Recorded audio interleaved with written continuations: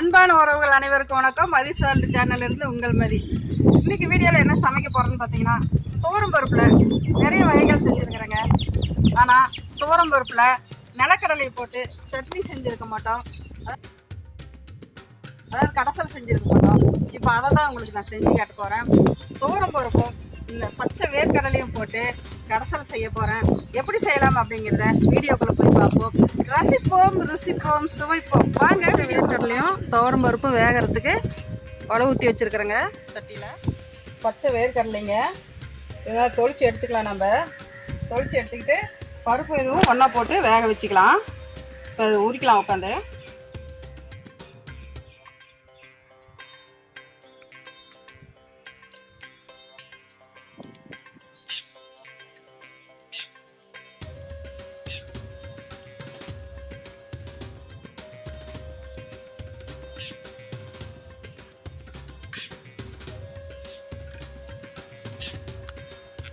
காய் நல்லா நாட்டு காய்ங்க, சூப்பராக இருக்குது. பருப்பு பாருங்க, நல்லா நெத்து நெத்தாட்டு இருக்குது.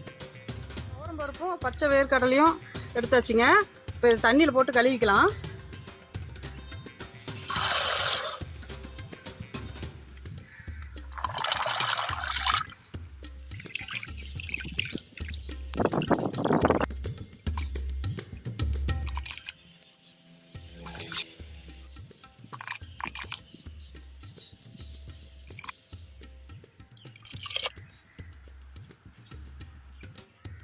பருப்பு வேகும்போதே பச்சை மிளகா, ஜீரகம், ஒரு 4 தக்காளி, மஞ்சள் பொடி போட்டுக்கலாங்க.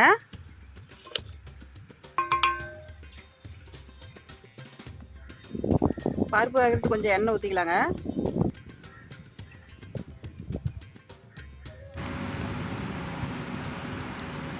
உப்பு போட்டுக்கலாம்.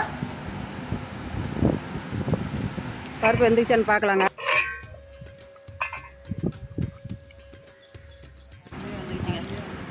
பாருங்க, நல்லா வெந்திருக்கு. எடுத்து வச்சு தாளிச்சிக்கலாம். எண்ணெய் ஊற்றிக்கலாம்.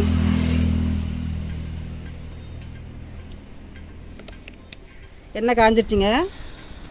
கடுகு, ஜீரகம், பெருங்காயத்தூள் போட்டுக்கலாம்.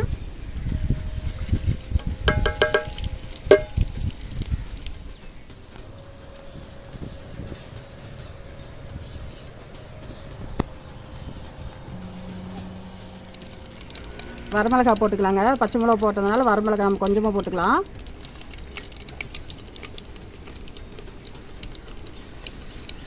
பூண்டு கொஞ்சம் தட்டி வச்சுருக்கிறேங்க, அதையும் போட்டுக்கலாம்.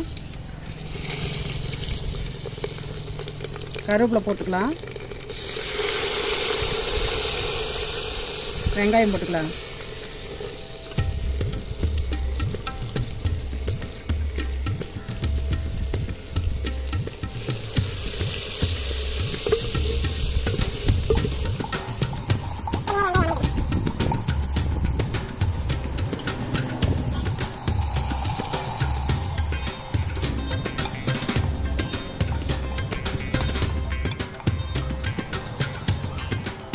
நல்லா வணங்கிடுச்சுங்க. பருப்பு எடுத்து இதில் ஊற்றிக்கலாம்.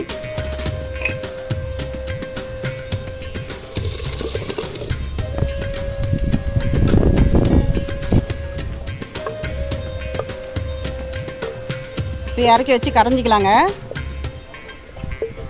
இதே நல்லா தண்ணியெல்லாம் வடிச்சிட்டு நல்லா கெட்டியாக போட்டு தாளிச்சிட்டு உரல்லையும் போட்டு ஆட்டி சட்னி மாதிரி செஞ்சுக்கலாம். நல்லாயிருக்கும். இன்னும் நான் இன்றைக்கி கடைய போகிறேன். புளி கொஞ்சம் போட்டுக்கலாங்க. இறக்கி வச்சு கரைஞ்சிக்கலாம்.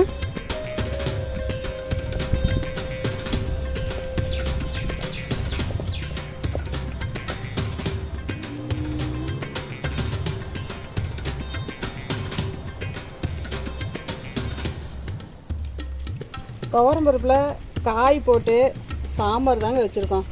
இந்த மாதிரி டிஃப்ரெண்ட்டாக செஞ்சு சாப்பிட்டு பாருங்களேன். நான் செஞ்ச மெத்தட்லேயே செஞ்சு சாப்பிடுங்க, சூப்பராக இருக்குங்க. பச்சை வேர்க்கடலை தான் போடணும், காஞ்ச பருப்பு போட்டுறாதீங்க.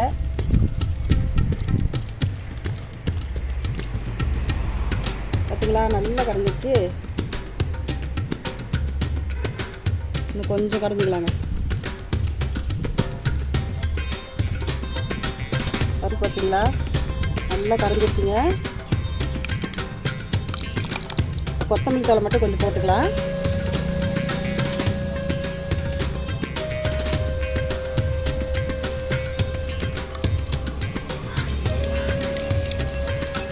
பச்சை வேர்க்கடலை குழம்பு ரெடி ஆயிடுச்சுங்க.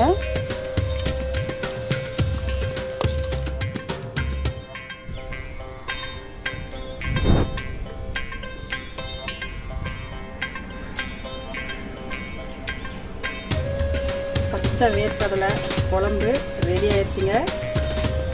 சாப்பிட்டு பார்க்கலாம்.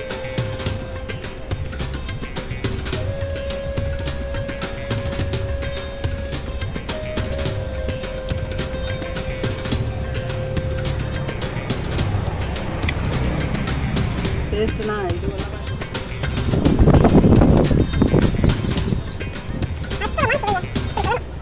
என் அன்பான உறவுகளாகிய உங்களுக்கு ரொம்ப ரொம்ப நன்றியை தெரிவிச்சுக்கிறேங்க. எதுக்குன்னு பார்த்தீங்கன்னா, நான் இதுக்கு முன்னாடி போட்ட வீடியோக்கள் எல்லாம் ரொம்ப லைக் பண்ணி நிறைய பேர் பார்த்துருக்கீங்க. உங்களுக்கு ரொம்ப நன்றி. இதுக்கப்புறமும் நான் போடுற வீடியோ உங்களுக்கு பிடிச்ச மாதிரி போடுவேன். வெரைட்டி டிஷ் கொடுப்பேன். இதே மாதிரியே பார்த்து என்னோடய வீடியோவை ஃபாலோ பண்ணுங்கள். சப்ஸ்கிரைப் பண்ணிவிட்டு ஃபாலோ பண்ணுங்கள். நான் செஞ்ச இந்த பச்சை வேர்க்கடலை குழம்பு உங்களுக்கு ரொம்ப பிடிச்சிருக்குன்னு நினைக்கிறேன். லைக் பண்ணுங்கள், ஷேர் பண்ணுங்கள், கமெண்ட் பண்ணுங்கள். சப்ஸ்கிரைப் பண்ணிவிட்டு என்னோடய வீடியோ தொடர்ந்து பாருங்கள். உங்களுக்கு வீடியோ கொடுத்துக்கிட்டு இருக்கிறேன். மீண்டும் அடுத்த வீடியோவில் சந்திக்கலாம்.